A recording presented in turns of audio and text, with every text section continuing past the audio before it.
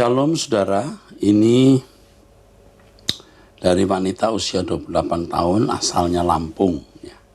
Saat ini saya berada di Taiwan untuk bekerja. Saya ingin sedikit review bahwa setelah saya mengikuti ajaran kebenaran firman Tuhan lewat Pak Eras selama beberapa bulan di Truth ID, hidup saya benar-benar diubahkan. Saya jadi mengerti tujuan hidup saya. Singkat cerita, di akhir tahun 2020 saya mengikuti ibadah tutup tahun di gereja tempat saya digembalakan.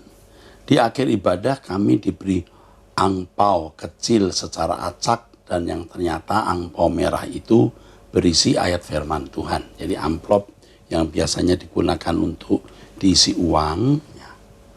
Yang saya adalah 2 Petrus 3 ayat 13. Saya tidak langsung paham apa artinya. Ibu gembala hanya berkata kepada saya untuk dibawa dalam doa.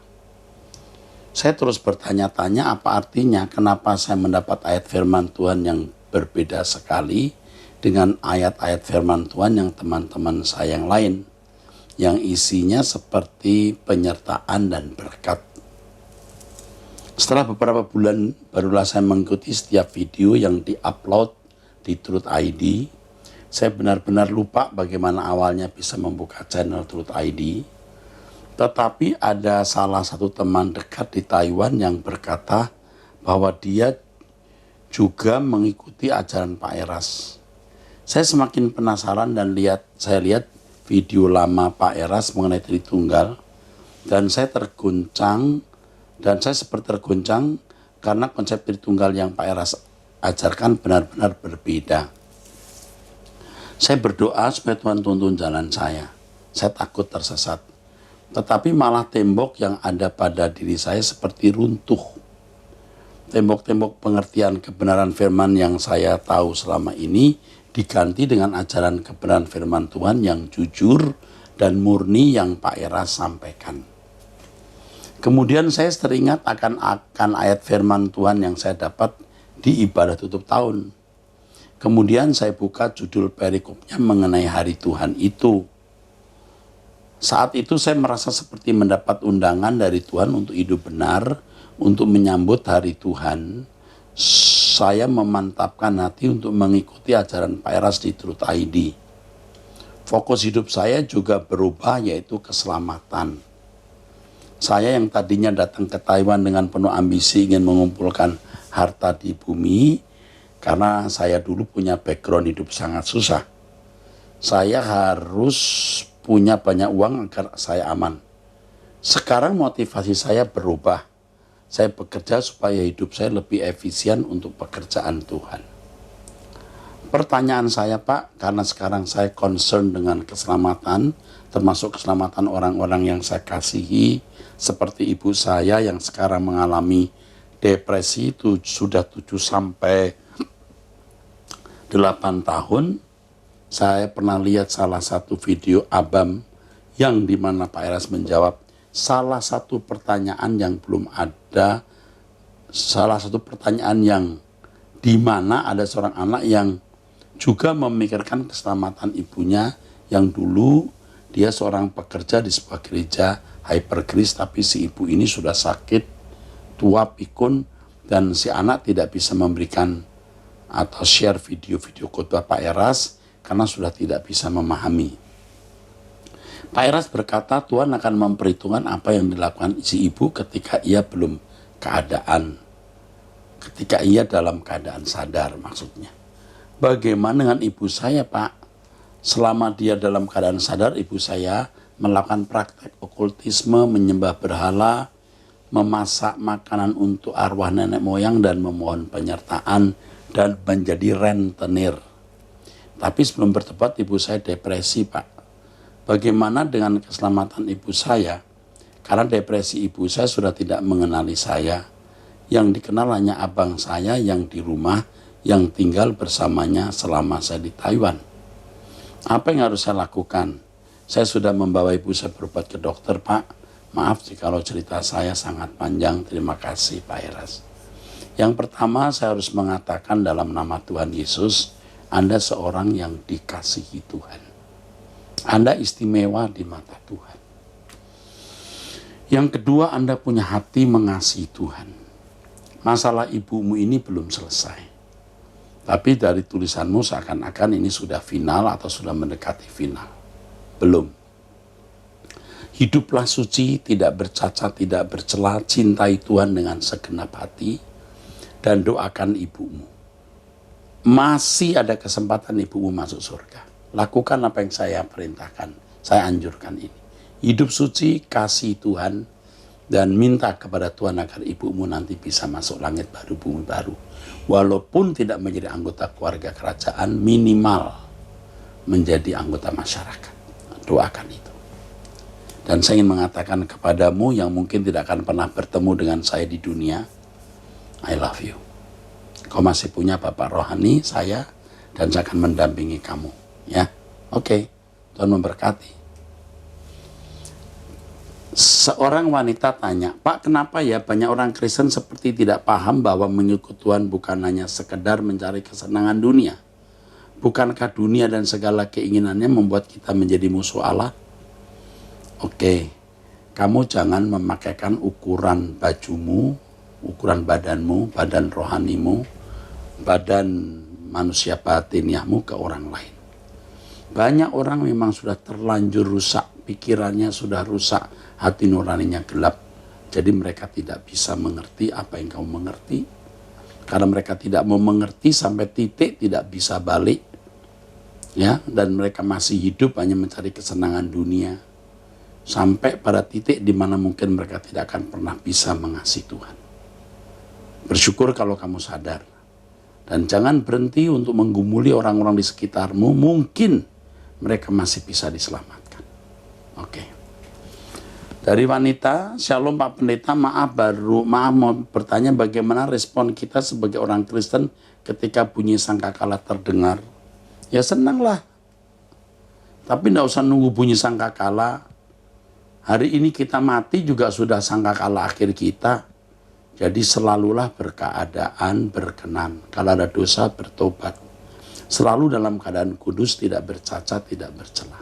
Ya, oke. Tuhan Yesus memberkati. Salam Pak Erasto, saya mau tanya. Katakanlah saya mempunyai yayasan Kristen dengan kegiatan KKR dan sosial. Semua kegiatan itu dananya diambil dari profit perusahaan saya. Lalu apakah secara pribadi saya masih perlu mengembalikan perpuluhan? Terima kasih. Anda ini bertanya dengan pengertian yang salah mengenai perpuluhan. Perpuluhan itu hanya untuk bangsa Israel, di mana 12 suku, 11 suku mendapatkan bagian warisan, tapi suku Lewi tidak. Sehingga 11 yang lain harus memberikan 1/10 bagiannya untuk suku Lewi, untuk pekerjaan Allah di bait Allah, untuk yatim piatu, untuk orang asing, dan pesta pondok daun. Itu maksud perpuluhan. Itu tidak bisa dikenakan bagi orang Kristen. Kalau orang Kristen itu segenap hidup. Jadi Anda bertanya dengan pengertian yang salah. Yang penting bagaimana kita mengerti kehendak Allah untuk mengelola uang yang Allah berikan kepada kita. Nah, bagi orang-orang yang naif berkata, wah kalau begitu aku tidak perlu memberi perpuluhan. Kalau perpuluhan saja Anda tidak memberi, bagaimana segenap hidup? Jadi kalau ada angka 1/10 di Alkitab, baiklah belajar memberi 1/10, boleh. Tetapi yang 90 pun tetap milik Tuhan. Di sini yang penting bukan berapa banyak yang kita berikan, maaf, tetapi apakah masih ada sisa? Kita jangan menyisakan untuk diri kita sendiri. Saya berkata ini bukan untuk kepentingan saya atau gereja, kepentinganmu. Berdoalah bagaimana mengelola uang milik Tuhan yang Allah percayakan kepadamu. Lukas pasal 16 ayat 12, barang siapa tidak setia dalam harta orang lain, ia tidak akan dipercayai hartanya sendiri. Harta orang lain itu hartanya Tuhan. Hartanya sendiri itu nanti di kerajaan surga. Jadi semua milik kita hari ini adalah harta milik Tuhan.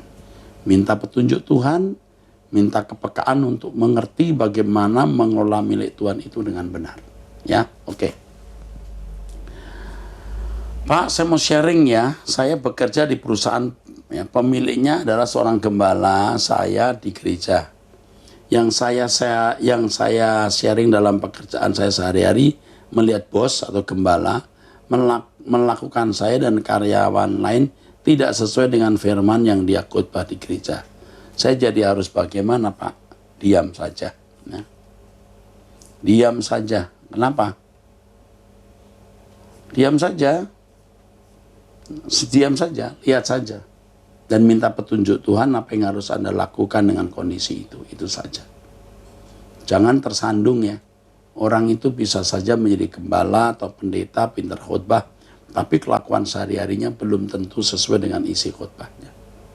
Ya, oke. Ini wanita usia 44 tahun. Salam Pak Erastus, saya pecinta suara kebenaran. Saya, oke. Identitas sudah disebutkan, tapi dia tulis di sini, single mom dari 3 putra usia 16, 11, dan 7.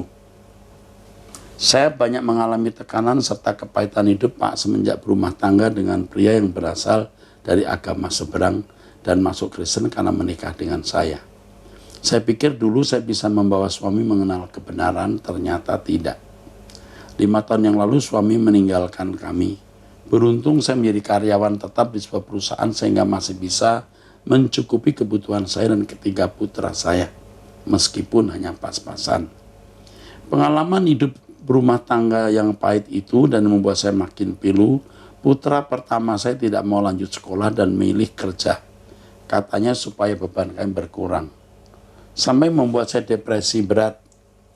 Dan kata dokter kalau saya sering mengalami depresi dan stres, terus menerus kejiwaan saya akan terganggu.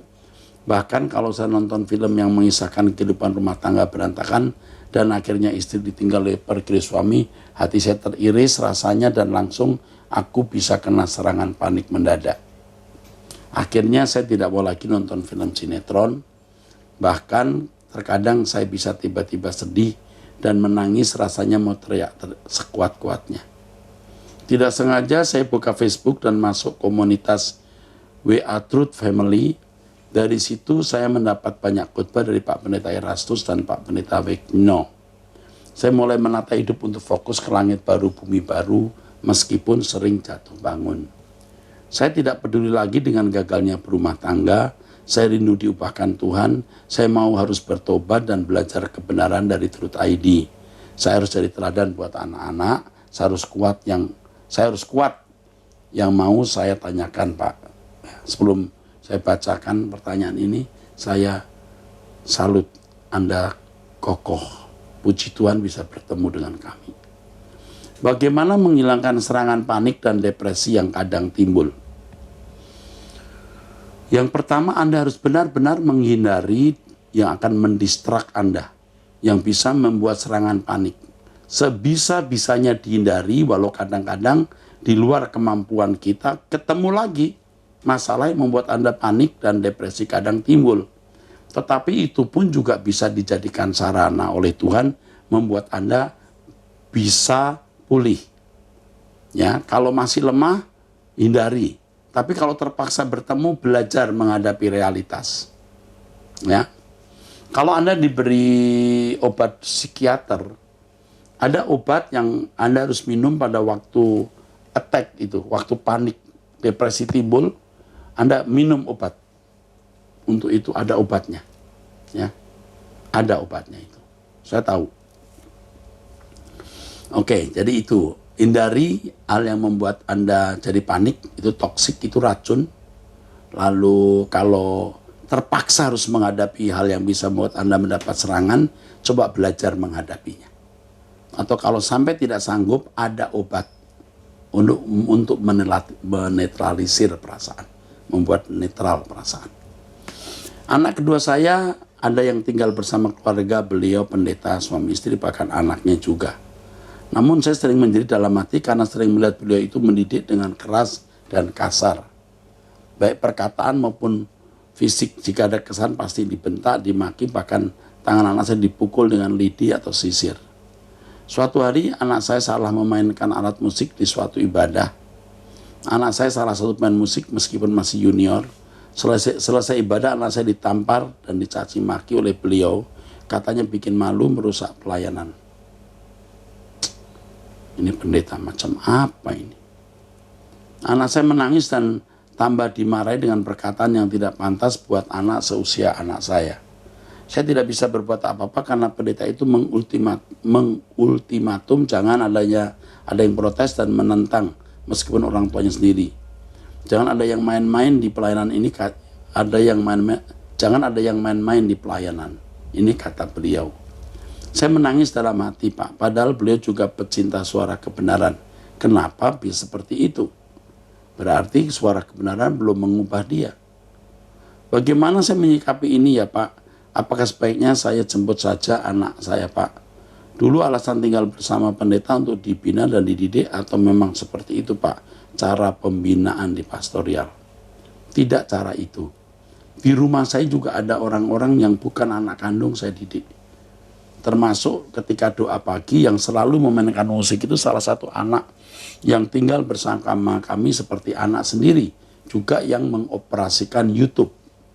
Dan mereka tidak jarang membuat kesalahan. Tidak jarang. Yang membuat saya bisa marah betul. Tapi tidak perlu marah karena tidak mendidik, tidak memperbaiki. Justru dengan kasih itulah mereka akan merasa lebih bisa berubah. Saya khawatir dengan cara mendidik yang salah ini, kalau sampai anakmu jadi kepahitan kepada pendeta, nanti malah jadi buruk. Ya. Tapi saya tidak tahu kalau Anda ajak dia pulang, apakah Anda bisa mendidik. Ini Anda anak yang kedua ya. Anak kedua usia 11 ya. Kalau saya jadi Anda, saya jemput anak pulang bersama-sama di rumah. Sebaiknya bersama-sama dan biar melihat keteladanan maminya ya. Yang mendengar suara kebenaran dan betul-betul menunjukkan pola hidup yang baik. Pak, kenapa saya merasa takut kalau menjelang tidur malam? Takut kalau esok nggak bisa bangun lagi sebab hidup saya belum berkenan kepada Tuhan. Hidup saya masih hancur. Ya, kita semua belum sempurna ya. Jadi sebelum tidur minta ampun. Katakan kalau besok pagi aku tidak bangun di bumi ini, aku bangun di surga, aku sudah beres. Minta ampun sebelum tidur. Lalu tidurlah nyenyak. Tuhan mengampuni dan melupakan dosa Anda. Seandainya Anda tidak bangun lagi, Anda melek mata, Anda ada di Firdaus. Percayalah itu. Ya, Tuhan sayang kamu. Ya. Saya mengatakan ini, ya. Tuhan sayang kamu. Dalam nama Tuhan Yesus, Tuhan sayang kamu. Ya. Kamu disayang Tuhan. Ya, ada 1-2 kesalahan yang masih kamu lakukan, itu kamu buang saja. Jangan biasakan. Kamu bisa melakukan itu. Oke. Saya teruskan ya.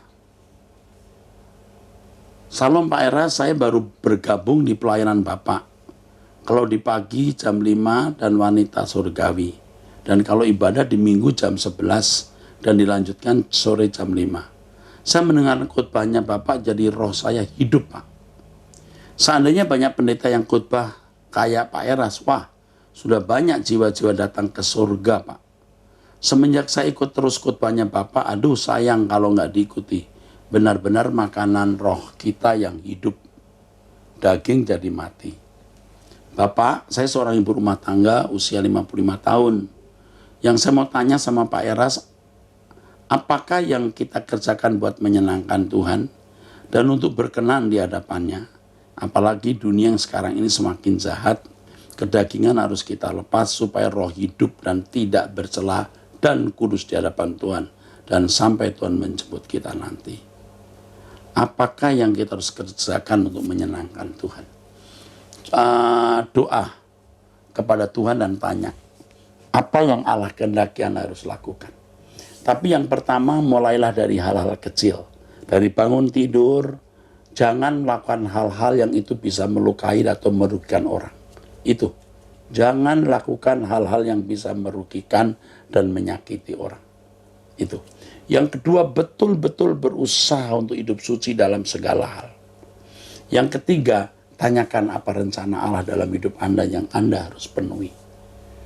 Ikut terus Truth ID, doa bersama dengan saya tiap pagi.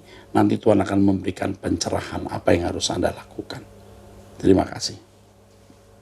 Saya teruskan.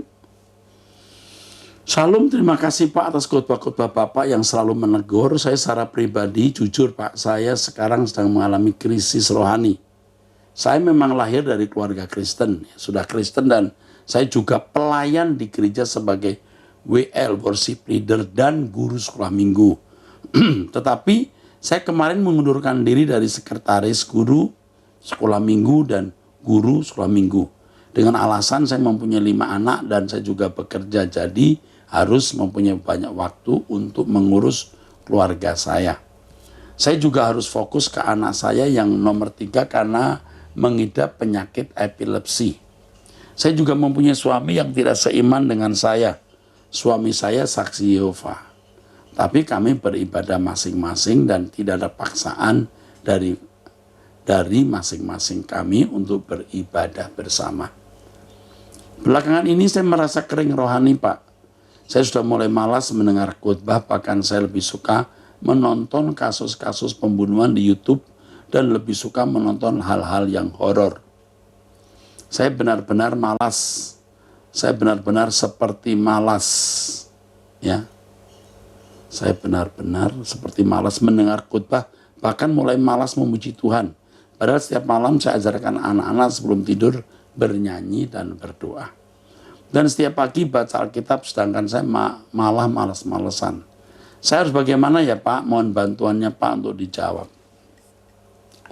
Yang kamu lakukan adalah berhenti dari malas itu.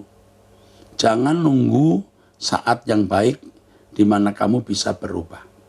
Saat yang baik itu sekarang, bukan nanti. Kapan? Saat ini. Harus punya tekad, komitmen. Ya, aku mau berubah. Aku tidak menonton-nonton yang tidak perlu ditonton. Kesukaan Anda menonton apa yang sebenarnya Tuhan tidak berkenan karena Tuhan tidak ikut menonton di situ, itu merusak. Kalau sekali-kali untuk hal yang penting ditonton boleh. Tapi kalau terus-menerus begini saya kira merusak pikiran dan itu makin membuat malas berdoa dan membaca Alkitab. Jadi jangan lagi membuang waktu menonton apa yang tidak perlu ditonton. Lalu ini, dengar saya ngomong. Ketika kamu tidak ingin berdoa, justru malah berdoalah. Ketika kamu tidak ingin mendengar khotbah, justru dengarkan khotbah. Dan semua itu akan menjadi cara bagaimana kamu mengalami perubahan. Ya, kamu lakukan ini. Tergantung tekad ini. Jangan memanjakan perasaan. Kalau kamu tidak keras dengan dirimu sendiri, dunia akan keras kepadamu dan menghancurkan hidupmu. Keraslah dengan dirimu sendiri, supaya dunia tidak bisa keras terhadap kamu. Amin. Oke, saya teruskan. Salam Pak Pendeta, saya wanita usia 52 tahun. Saya sangat diberkati oleh khotbah-khotbah Bapak. Hampir semua acara Truth ID, termasuk doa pagi, saya ikut terus. Ibadah raya dan hampir semua acara Truth ID. Juga acara Pak Wiknyo. Saya sangat bersyukur sekali dapat bertemu channel Truth ID yang sudah mengubah hidup saya. Semakin mengerti akan kebenaran. Baru sekarang saya mendapatkan apa yang selama ini tidak saya dapatkan. Gereja di mana saya bernaung tidak pernah mengajarkan yang seperti Bapak ajarkan. Oh ya Pak, saya mau bertanya, bagaimana cara mendoakan orang sakit yang tidak seiman? Terima kasih buat pelayanan Bapak. Tetap sehat dan semangat, Tuhan berkati Bapak sekeluarga dan keluarga besar GSKI. Bagaimana cara mendoakan orang sakit yang tidak seiman? Yang pertama, jika tidak diminta, jangan kamu doakan dia. Kecuali memang ada gerakan khusus. Sebab itu akan menjadi masalah. Kecuali diminta. Kalau tidak, kamu langsung doa, dia merasa kamu akan, mereka merasa kamu mau mengkristenkan atau melakukan hal yang membuat mereka merasa dirugikan. Jadi jangan mendoakan kalau tidak diminta, kecuali hal-hal khusus yang memang Tuhan gerakkan. Kalau diminta, berdoalah dalam pimpinan Tuhan. Maksudnya, saya tidak mengajarkan harus bagaimana. Pada waktu kamu berdoa, nanti kamu baru tahu, kamu baru mengerti, ya, bagaimana harus berdoa. Ya, kamu baru tahu bagaimana harus berdoa. Nanti Tuhan kasih kata-kata. Saya tidak bisa mengajarkan di sini. Maka hiduplah dalam persekutuan dengan Tuhan. Hiduplah dalam persekutuan dengan Tuhan. Ya. Maka Tuhan akan memberi hikmat-hikmat. Oke, saya teruskan dari luar negeri ini. Salam dear Pak Era, saya salah satu pecinta suara kebenaran di Edinburgh. Wanita usia 54 tahun. Mohon bertanya Pak Eras, mengapa dalam Markus 7 ayat 27 Tuhan Yesus berkata, biarlah anak-anak kenyang dahulu sebab tidak patut mengambil roti yang disediakan bagi anak-anak dan melemparkannya kepada anjing. Ini perkataan Tuhan kepada seorang perempuan Siro-Venesia yang percaya. Ayat ini sempat dikutbahkan di gereja lokal di Edinburgh di minggu kemarin, tapi saya sungguh tidak paham dengan penjelasan yang diberikan oleh Bapak Pendeta di sana. Wah, saya tidak tahu apa yang dijelaskan oleh pendeta itu. Tetapi yang saya tahu, perempuan Siro-Venesia ini perempuan non-Yahudi, non-Jews, bukan orang Yahudi. Dan perlu diketahui bahwa Tuhan Yesus datang itu memang terutama untuk Israel. Pertama untuk Israel. Tetapi bukan tertutup kemungkinan, tidak tertutup kemungkinan orang-orang yang non-Yahudi pun juga mendapatkan sentuhan dari Tuhan. Faktanya memang dalam pelayanan Tuhan Yesus bertemu dengan orang-orang non-Yahudi yang menerima pelayanannya, termasuk seorang perempuan Siro-Venesia ini. Ini orang kafir istilahnya ya. Nah, ketika Tuhan berkata biarlah anak-anak kenyang dahulu sebab tidak patut mengambil roti yang disediakan bagi anak-anak dan melemparkannya kepada anjing. Maksudnya Israel dulu yang diberi berkat utama, lalu kepada orang-orang di luar orang Israel. Tetapi perempuan ini walaupun dipandang rendah, tetap tidak merasa direndahkan. Artinya dia tidak tersinggung lalu dia meninggalkan Tuhan. Dia tetap mengharapkan Tuhan. Dan Tuhan Yesus kemudian menolong wanita ini. Nah, itu yang benar, ya. Itu yang benar. Nah, ada orang-orang non-Kristen yang berkata bahwa Yesus datang itu hanya untuk orang Israel. Salah. Memang pada mulanya hanya untuk orang Israel. Karena Tuhan Yesus punya waktunya 3,5 tahun. Tentu tidak bisa menjangkau di luar Israel. Lagi pula orang-orang di luar Yahudi pasti tidak mengerti ya ajaran Tuhan Yesus yang terkait dengan perjanjian lama. Itu nanti pekerjaannya Paulus, Petrus, dan rasul-rasul lain. Ya, demikianlah episode ini. Saya akhiri, jangan lupa mensubscribe Truth ID, memberikan tanda like, menekan gambar lonceng, dan sampai ketemu di doa pagi jam 5 pagi.